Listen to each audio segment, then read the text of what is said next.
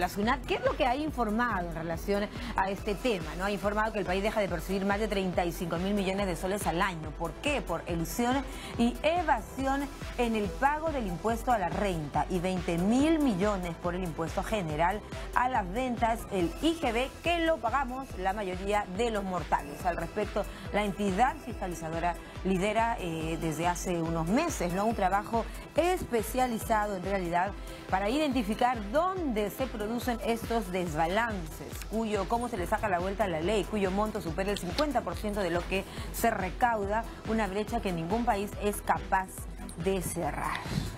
Pero para entender un poquito más los alcances de este proyecto de ley que ha sido visto en primera votación en el Pleno, falta la segunda, está con nosotros Jorge Bravo Cuchi, él es abogado tributarista. ¿Qué tal, Jorge? ¿Qué tal? ¿Cómo estás? Bienvenido. Muy bien, muchas gracias por la invitación y a tus órdenes.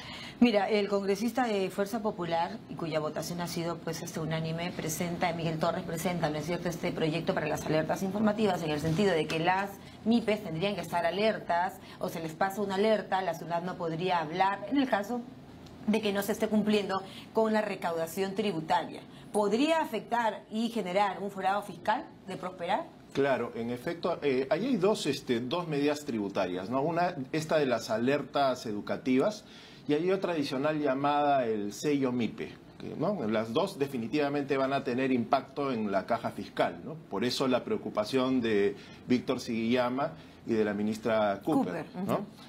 Pero son dos cosas distintas que sería importante mirar y analizar, ¿no? Para comenzar, en las alertas educativas básicamente de lo que trata es de un proyecto que busca no sancionar a las MIPE cuando éstas cometen errores. ¿De acuerdo? Entonces, no ponerles multas fundamentalmente. Entonces, pero eso ya funciona, ¿no? Se supone que las MIPES tienen una tratativa o un régimen preferencial. Claro, entonces la idea es que el común de los contribuyentes, cuando incurre en una infracción, es sancionado con una multa. Entonces, lo que se busca a través de este mecanismo es que por la primera vez que se comete una infracción no se le aplique una multa pecuniaria, sino una alerta que se les mande a escuchar charlas educativas. Así es. Y esto de alguna manera está generando, y hay que reconocerlo, que parte de esas multas que iban a la caja fiscal ahora ya no vayan. Por eso está esa preocupación, ¿no?, por parte del MEF y de SUNAT.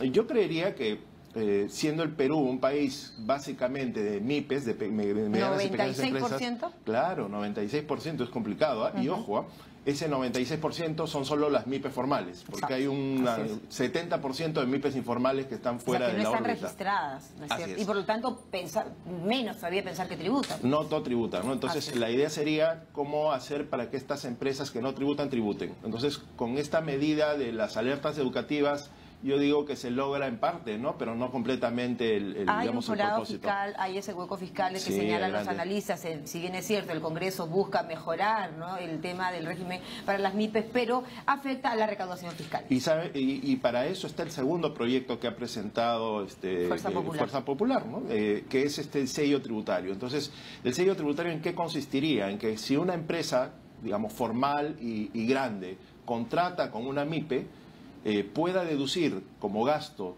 aparte del desembolso que realiza, el 100% adicional. O sea, puede deducir 2 veces la misma compra.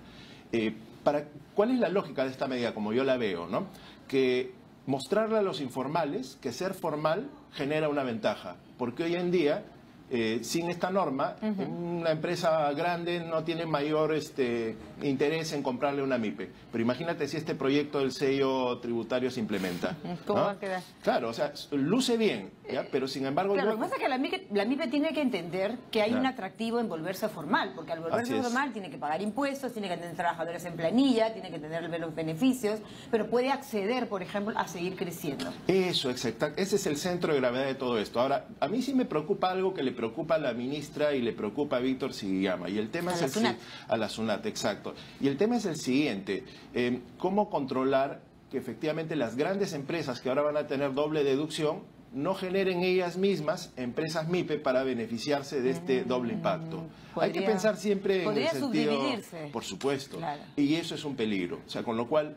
no está mal la idea en inicio. Pero la SUNAT tiene que estar, pues, ojo al piojo, ¿no? Claro, pero justo lo que yo he estado viendo es con esto les estamos creando una mayor control, mayor, digamos, tiempo para controlar estas operaciones, cuando el sistema debería más bien ir a simplificarse, ¿no?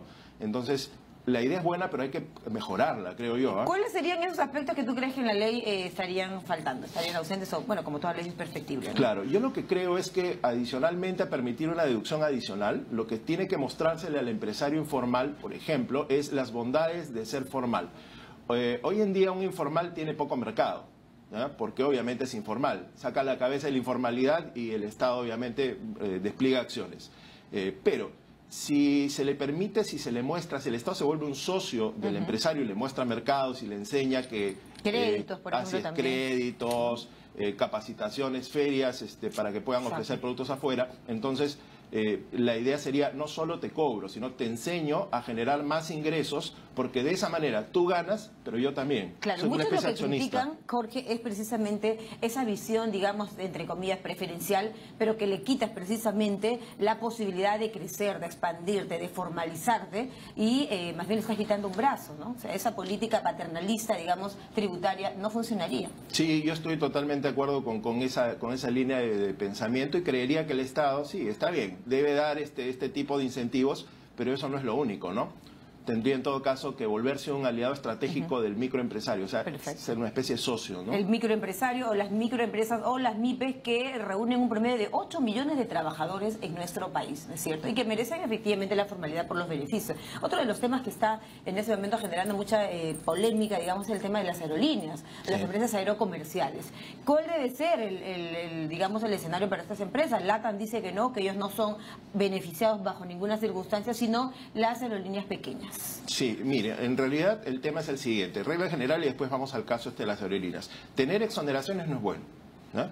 Acompaño completamente a lo que dice la ministra. O sea, lo que tenemos que evitar es tener exoneraciones porque genera forados. Pero ¿y las a la universidades, caja fiscal, por ejemplo? O sea, a la mínima expresión realmente. O sea, hay muchas exoneraciones y eso complica el control de la administración y genera problemas de recaudación en épocas de vacas flacas como la que tenemos. O sea, tenemos que tener pocas exoneraciones. Ha hecho un llamado el ministro Yufra, ¿no? Si no me equivoco, también para que se deje de lado y se destierre esta política de las exoneraciones, porque en realidad lo que se busca es más bien ampliar la caja fiscal. Eso, todos tenemos que acostumbrarnos a cooperar con el gasto público, aún con las limitaciones que podamos tener de nuestro patrimonio. O sea, todos debemos cumplir con pagar tributos. ¿Qué debe pasar con las empresas aerocomerciales grandes y pequeñas? Claro, con el tema de las empresas de este tipo, yo creo que las exoneraciones deberían ser limitadas, ¿no? O sea, no deberían estar dándose exoneraciones. Ahora, el caso que digamos, de las aerolíneas fundamentalmente tiene que ver con un procedimiento de internamiento de las aerolíneas. O sea, ¿cómo operan las aerolíneas? Con aviones extranjeros, que no son de matrícula peruana.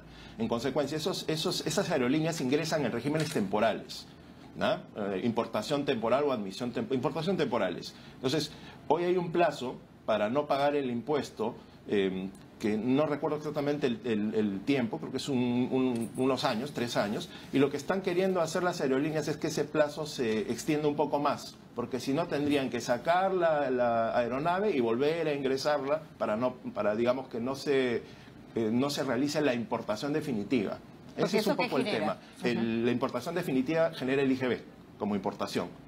O sea, es un régimen que, dicho sea paso, aplican muchas entidades de transporte también, ¿no? Claro. O sea, la importación, o sea, no es propiamente una exoneración, pero sí, efectivamente, yo creo que debería revisarse todo el tema de Ese es el proyecto exoneraciones, también del grupo futbolista de Carla Schaeffer, ¿no? Sí. Que señala que se busca, digamos, beneficiar a las aerolíneas pequeñas. ¿Qué significa una aerolínea pequeña versus las otras, las grandes, por ejemplo, como la que te mencionaba? En el sentido de que nosotros, cualquier persona se pregunta si yo tengo que pagar mis impuestos, ¿por qué las empresas no? ¿O tendría que dársele algunas preferencias? ¿Sabes dónde va En el caso de las MIPES, tema? por ejemplo, se señala que deberían de tributar de acuerdo a los ingresos que tienen.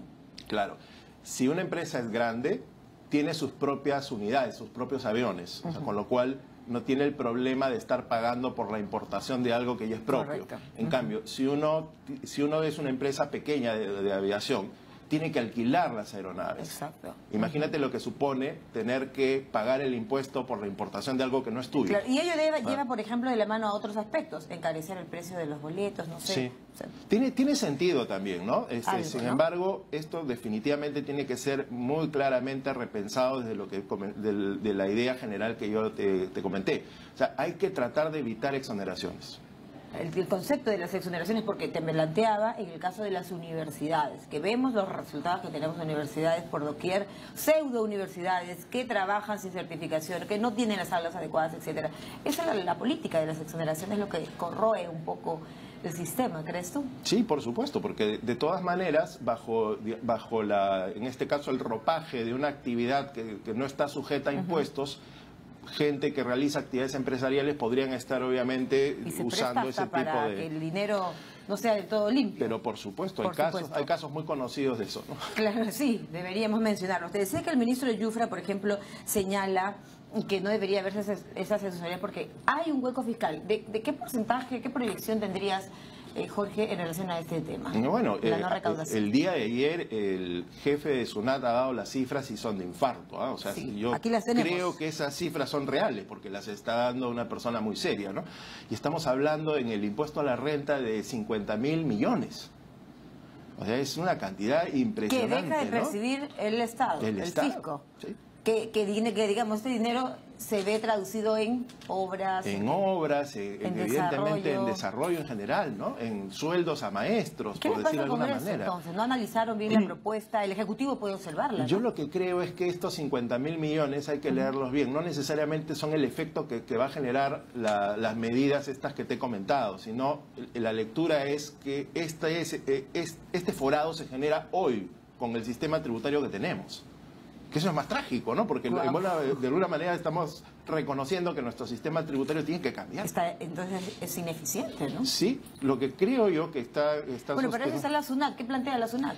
La SUNAT justamente lo que está planteando es no me hagas más cambios, ¿no? Este tipo de cambios que está planteando el Congreso, parece ser que a la SUNAT con estos 50.000 millones de pérdidas le genera pues un temor, ¿no? Un problema en realidad, una preocupación, diría yo. Lo que uno se pregunta en la SUNAT es el cuco para mucha gente, para muchas pequeñas empresas o para las empresas. Se ha planteado un papel de la SUNAT más amigable, ¿no es cierto?, en este contexto, en este gobierno, digamos, pero la mayoría de los mortales pagamos nuestros impuestos, se nos deducen hasta de cifras mínimas. ¿Por qué razón tendrían que las empresas ser las beneficiadas o tener un trato preferencial? Claro, lo primero que tenemos que tener en cuenta es que en el Perú los formales pagamos tributos, ¿ya? Y de los formales, los que estamos en planilla y que somos los contribuyentes más sufridos, porque somos los que menos ingresos tenemos, pagamos impuestos sin deducciones. ¿Cuánto se ha perdido, por ejemplo, en el impuesto a la renta? En el impuesto a la renta son los 50.000 millones que te digo, ¿no? Y yo creo que ahí está más... IGB? En el IGB está un poco menos, ¿no? Creo 25, que dijo 25.000. ¿No? Pero sí, igual es 25.000 millones, claro, imagínate, ¿no? Bueno, entonces, más bien se están haciendo esfuerzos importantes por recuperar recaudaciones. ¿Qué otras exoneraciones debiéramos dejar de lado del sistema? Hemos hablado de los líneas, de las MIPES, de las universidades, ¿qué otras? Claro, en principio todo lo que tiene que ver, estás tocando un tema sensible, ¿no? Es un tema sensible, o sea, te lo acabo de mencionar. El tema definitivamente de las iglesias, de los credos, ¿no? Porque hay uno de los credos que está, digamos, tiene un convenio con el Estado para no pagar impuesto a la renta. ¿Qué es? La Iglesia Católica, ¿no? De la cual yo soy efectivamente pero es un país miembro, laico, así que hay que decirlo sin pena, sin problema. Pero porque objetivamente, hay que mejorar. Pese a que yo soy católico, obviamente, reconozco que hay libertad de credo, ¿no? Y los otros credos, obviamente, están en desigualdad de condiciones porque no tienen las mismas, el mismo tratamiento. El mismo tratamiento. Claro. Y hablando de iglesias, ha caído también hoy ese tema de la incautación, incluso una iglesia, en el caso del pastor la red Orellana, ¿no? O sea que hay que investigar a todos, pero también todos queremos sentir que digamos, el tema de las tributaciones y de los impuestos se hace de manera justa, ¿no es cierto? Así es. Y un tema de justicia creo yo que debería ser que todos, incluyendo también los credos, paguen tributos, ¿no? ¿Por qué no? Es la pregunta que nos hacemos. Y finalmente te preguntaba, Jorge, ¿qué va a hacer o qué facultades tiene el Ejecutivo? ¿Puede observar esta ley, esta primera votación? Sí, me parece. Sí pueden, efectivamente, pero el Congreso puede aprobar por insistencia, ¿no? Entonces, creería yo que no estamos en el momento para estar en estos dimes y diretes, ¿no? O sea, yo creo que debemos trabajar juntos, ¿no? Y cuando digo debemos trabajar juntos, no solo me refiero al Congreso y al Ejecutivo, sino también al pueblo en general, ¿no? A toda la comunidad, ¿no? Ahora, la pregunta es, sin duda, ¿cómo podemos seguir pensando en un impulso para la pequeña, mediana empresa sin afectar la caja fiscal, ¿no? Debe haber otros mecanismos. Se puede definitivamente, se puede, pero esto no se debe hacer de la noche a la mañana. Lo que tenemos que hacer es un consenso para generar una legislación inclusiva. Lo que tenemos que hacer con las MIPES es generarles competitividad, hacer que el régimen tributario no sea un obstáculo, sino más bien sea un incentivo, un instrumento para formalizarse y ser más competitivo. ¿Por qué no pensar en exportar? Los TLCs, por ejemplo. Por supuesto. Tendríamos que pensar que las pymes son las más beneficiadas. Imagínate a un empresario tener, obviamente, como socio principal al Estado. Que demore en pagar, mañana, tarde, nunca a veces. Ok, pero puede ayudar a través de otras formas. A través, obviamente, de mostrarle con su experiencia cómo puedes vender más, cómo puedes producir más. Y esa información el Estado la puede efectivamente brindar, ¿no? ¿Quiénes tendrían que actuar aquí? Básicamente los ministros de los sectores respectivos, ¿no? Producción, por ejemplo, claro, ¿no? Agricultura, transporte, ¿no? Perfecto. Bueno, entonces tú sí coincides con esta posición de que tendríamos que impulsar la pequeña y mediana empresa sin afectar la recaudación fiscal. Sin duda alguna. Gracias a nuestro invitado Jorge Barbocucci, él es abogado tributarista, explicándonos un poco los alcances de estas iniciativas legislativas. Una pausa, 10:53.